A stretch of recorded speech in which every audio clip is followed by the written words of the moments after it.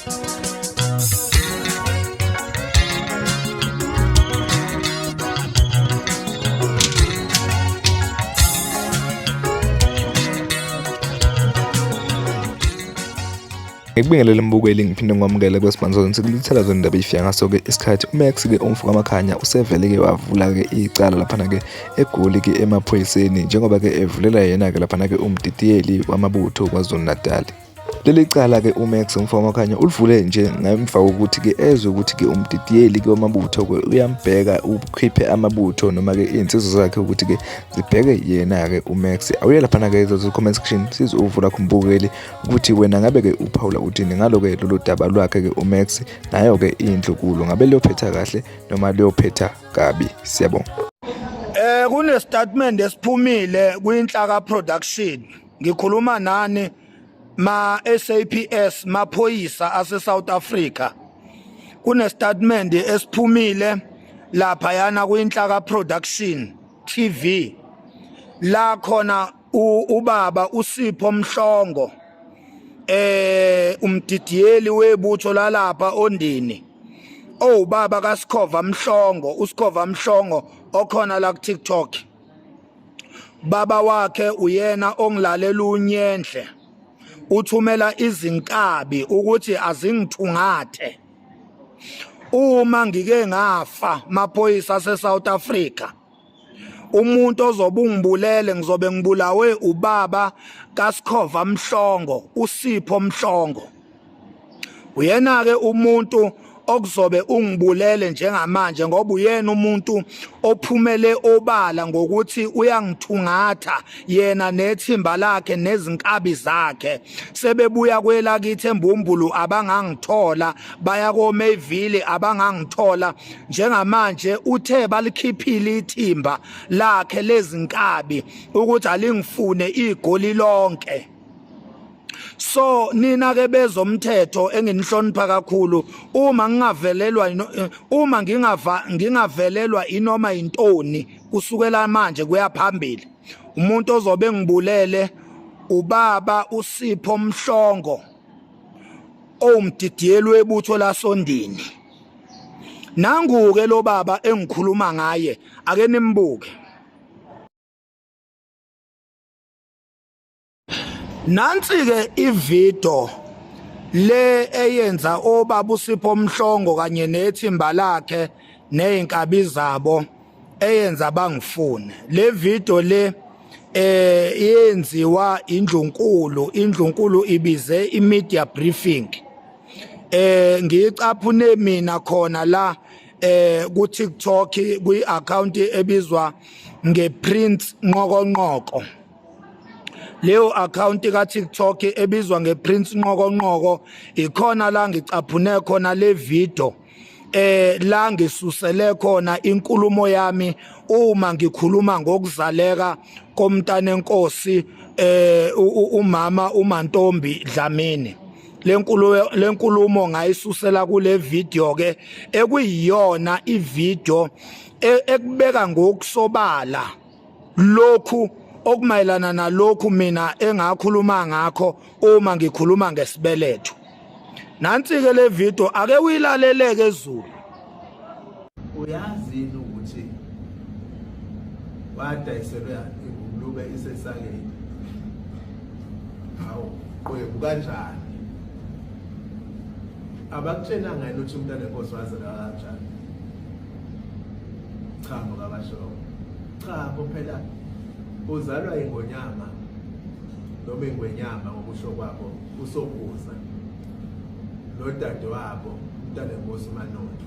Awu igelele eqele ingonyama okwaqoma kwabizwa ukuthi ukuze indlunkulu kaZulu nabangane bengathelwa lechilo kalikhulunywe lolu daba lulungiswe olwalungiswa ngalendlela ngokosiko lakhona kaNgwane.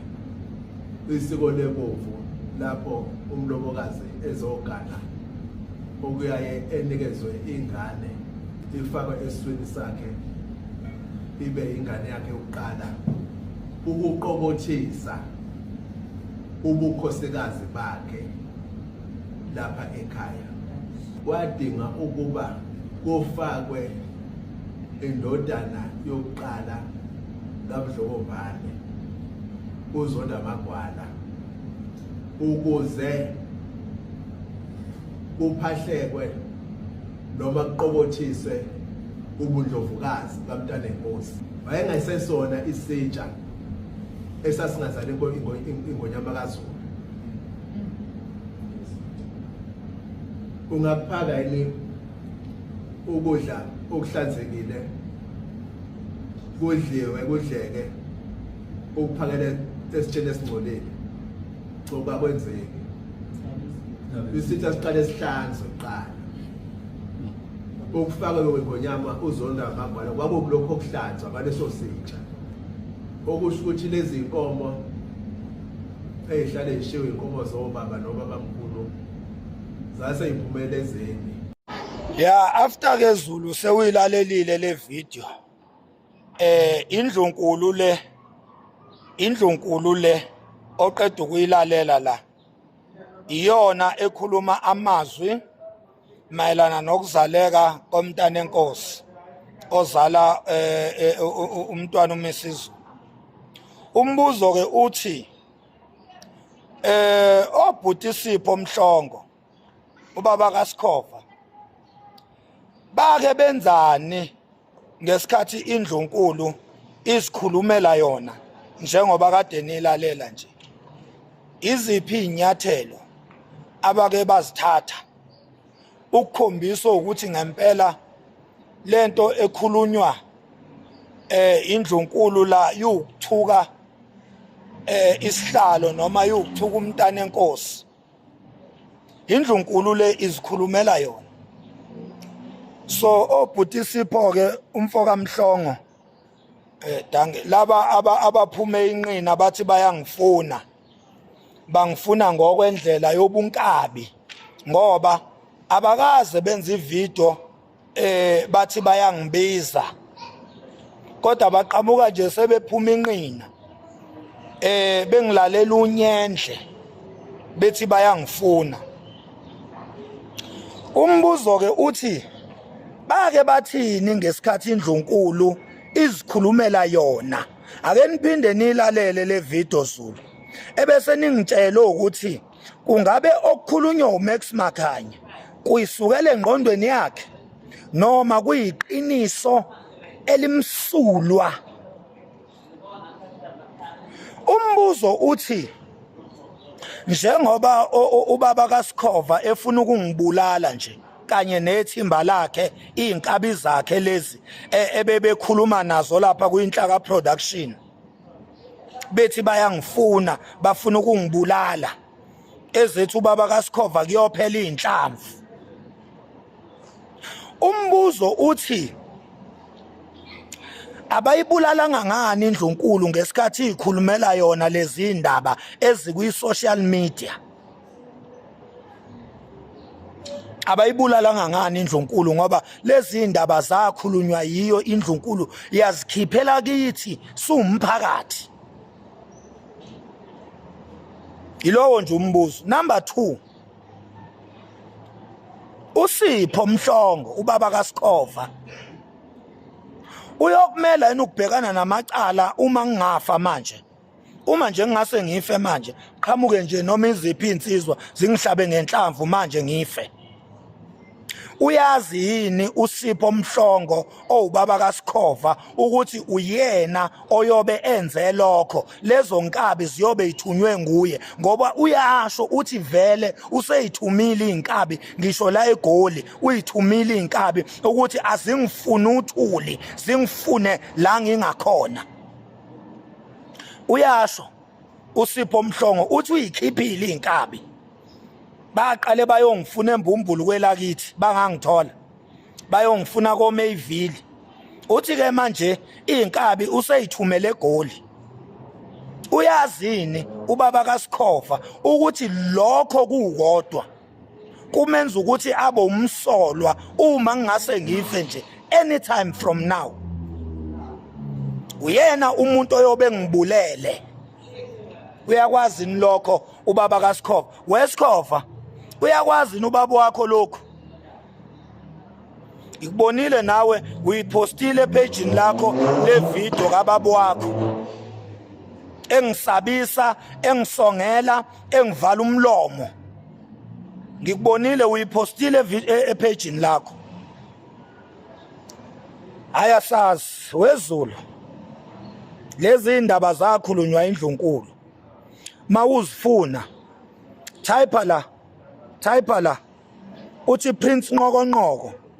Le video uzoyithola iphelele lapha ya epagini le Prince Nqokonqoko. Usuku uye ku YouTube uyo type the same thing Prince Nqokonqoko videos. Uzowathola wonke lama video ezinkulumo engikhulumayo. Akukho engikedayo. Konke kwakhulunywa indlunkulu.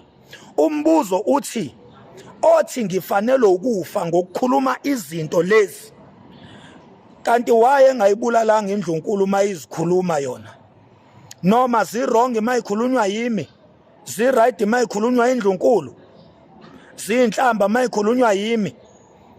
Aziyona inhlamba mayikhulunywa indlunkulu. Uma ngabe kanti inhlamba le ifunani go social media. Ifunani emadlebeni ethu. Into ekuthuka isihlalo ekuthuka isilo.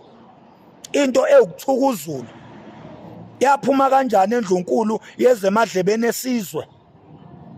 Ifunani kuyi public domain. Into ekuthuka isizwe. Angibambe lapho kwamanje. Cha before nje ngiyibambe.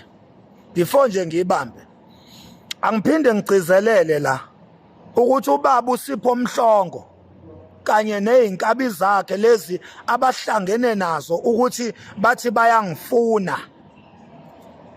Abakwazi lokhu ukuthi abomthetho bakubheke ngezikhali zamantungwa.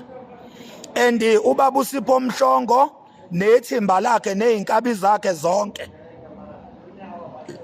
ibona abazobe bangibulele uma ngike ngafa anytime. Ibona ekuzobe bangibulele. Ubufakazi bugcwele yonke indawo kwinhlaka production bangisongelile izwe libuka.